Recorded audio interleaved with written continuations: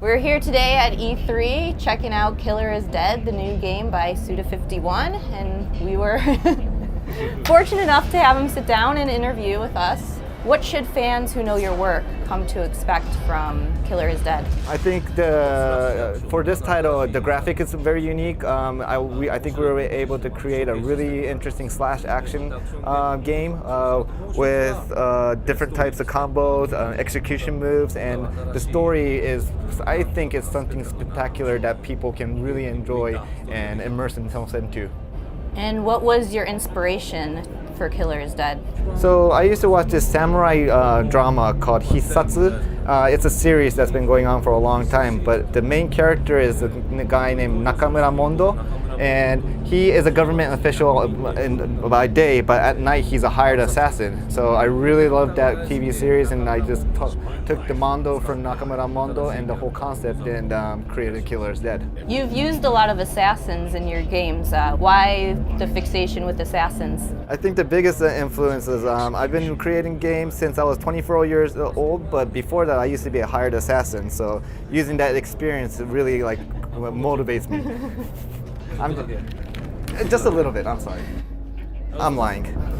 I read that you were an undertaker before you started your work in games. Is that true? So I think when it says undertaker, people imagine something like grave, digging up the grave and whatnot, but it was more like a funeral. Because of that, I was around death a lot, like a lot of sadness, so it did give me thinking about what is sadness, like what is death, and then when you're coming to an action game, like assassins will be like really close to those kind of not professions, but just circumstances, which could have been the inspiration that what makes me create the games that I create today.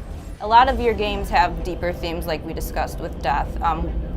What kind of themes are running in Killer is Dead? So the theme of this game is love and kill, so I'm calling it the love and kill fantasy.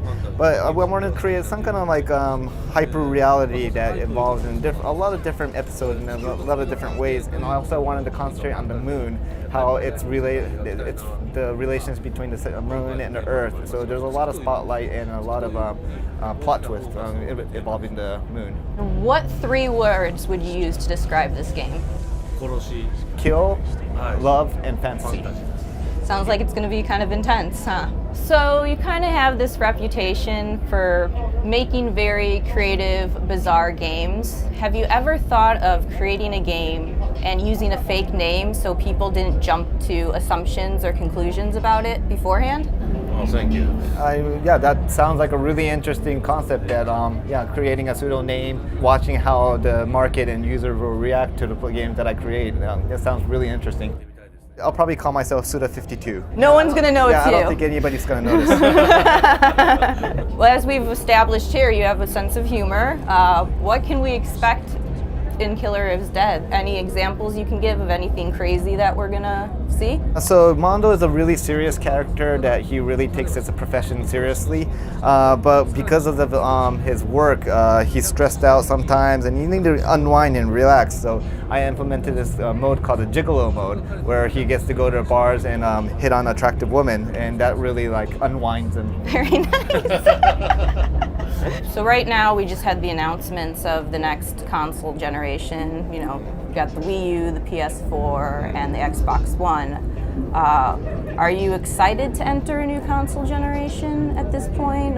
Do you anticipate any challenges with that? I've been looking forward to all the consoles to be out, and I've been thinking about it for over a year, so I'm really motivated to take on this new challenge. Yeah, I have a lot of a concept in my mind that I want to utilize in the next gen console. What would you say is the biggest lessons that you've learned from your past games going in, and what you've applied from that into Killer is Dead?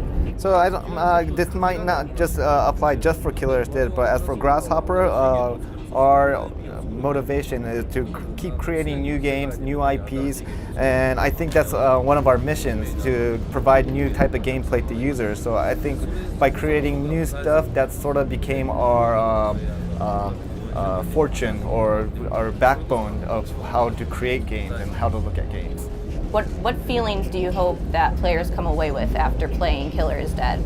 So not only Killer is Dead, but in Killer is Dead, I want the player to have an experience that, of course, they enjoy, but something that they can bring back to the real world after playing, after stepping away from the game world, and something that like they can have a relationship with the real world and the game world, and for them to feel like, oh, I want to revisit Mondo again and like start playing Mondo, the Killer is Dead again, some kind of correlation like that.